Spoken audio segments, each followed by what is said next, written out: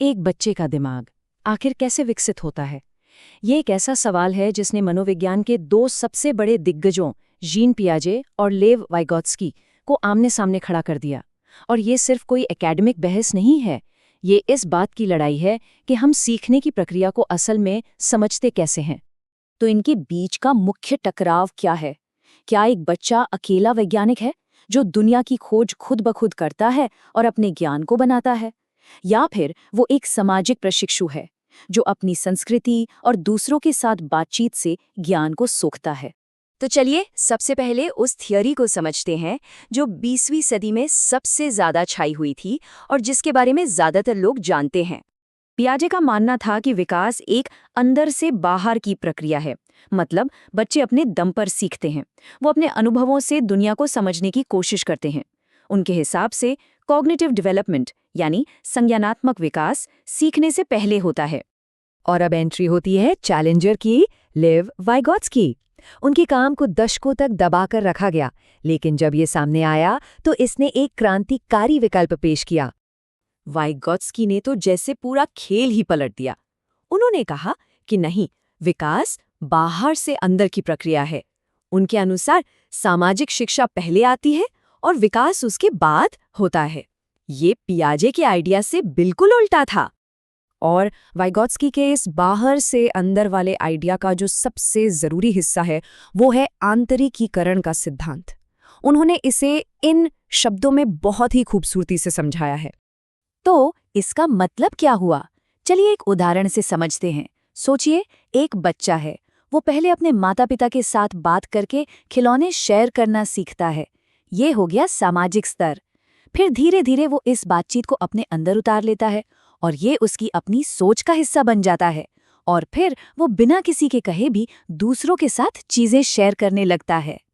तो सवाल ये है कि ये सामाजिक सीखने की प्रक्रिया काम कैसे करती है? चलिए अब वाइगोत्स्की के सबसे फेमस आइडियाज को समझते हैं। सबसे पहले आता है मोर नॉलेजेबल अदर या MKO। ये कोई भी हो सकता है जिसके पास किसी खास काम के बारे में सीखने वाले से ज्यादा जानकारी हो। और मजे की बात यह है कि ये हमेशा कोई टीचर या बड़ा नहीं होता। ये कोई दोस्त भी हो सकता है, या आज के जमाने में तो कोई कंप्यूटर प्रोग्राम भी हो सकता है। और यही MKO हमें जोन ऑफ प्रॉक्सिमल डेवलपमेंट यानी ZPD में मदद करता है। इसे आप सीखने का स्वीट स्पॉट समझ सकते हैं। ये वो दायरा है जहां कोई काम अकेले करना तो बहुत मुश्किल है, लेकिन किसी की मदद से किया जा सकता है। अच्छा, ये डायग्राम देखिए, ये इसे बहुत अच्छे से समझाता है। बीच में वो है जो हम अकेले कर सकते हैं। जो सबसे बाहर वाला गोला है वो है जो हमारी पहुंच से बिल्कुल बाहर है। और इन दोनों के बीच का ये जो ZPD है ना, यही वो जादुई जगह है जहां किसी के मार्गदर्शन से सबसे असरदार तरीके से सीखा जा सकता है।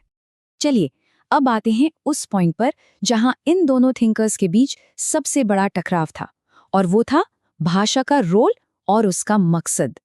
छोटे बच्चों को खेलते हुए, खुद से बातें करते हुए देखा है? इसे ही कहते हैं प्राइवेट स्पीच।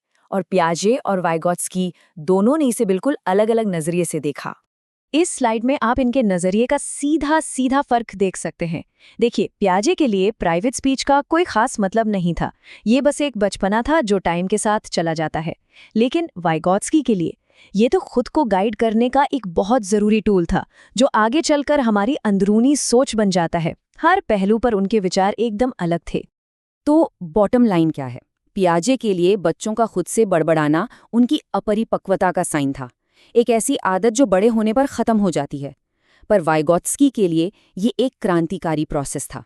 ये अपनी सोच को एक्शन में बदलने का एक तरीका था, सेल्फ कंट्रोल का एक बहुत जरूरी टूल। तो आखिर इस बहस का विजेता कौन रहा? वैसे अगर हम आज के एजुकेशन सिस्टम को देखें तो वाइगोत्स्की के आइडियाज का असर साफ साफ नजर आता है। स्टालिन के दौर में वाइगोत्स्की के काम को दशकों तक दबाकर रखा गया था, लेकिन जब सालों बाद इसका ट्रांसलेशन हुआ तो इसने एजुकेशन की दुनिया में सोचने का तरीका ही हमेशा के लिए बदल दिया। जैसे कि स्कैफोल्डिंग, जिसमें टीचर्स स्टूडेंट्स को टेम्पररी सपोर्ट देते हैं, या फिर कोलैबोरेटिव लर्निंग जहां स्टूडेंट्स एक दूसरे से सीखते हैं, और पीयर ट्यूटरिंग, ये सब आज के क्लासरूम का एक आम हिस्सा हैं। और ये सारे आइडियाज सीधे सीधे वाइगोत्स्की के ZPD और MKO से ही निकले हैं। और आखिर में वाइगोत्स्की का काम हमें आज के दौर के लिए एक बहुत ही ज़रूरी सवाल पर सोचने के लिए छोड़ जाता है। देखिए, अगर भाषा और गिनती जैसे कल्चरल टूल्स हमारी सोच को बनाते हैं, तो ज़रा सोचिए, आज के ये जो पावरफुल डिजिटल टूल्स हैं, गूगल, स्मार्टफोन्स और अब एआई, ये हमारी आने वाली पीढ़ी के दिमाग को किस तरह से बदल रहे होंगे। सोचने वाली बात है ना?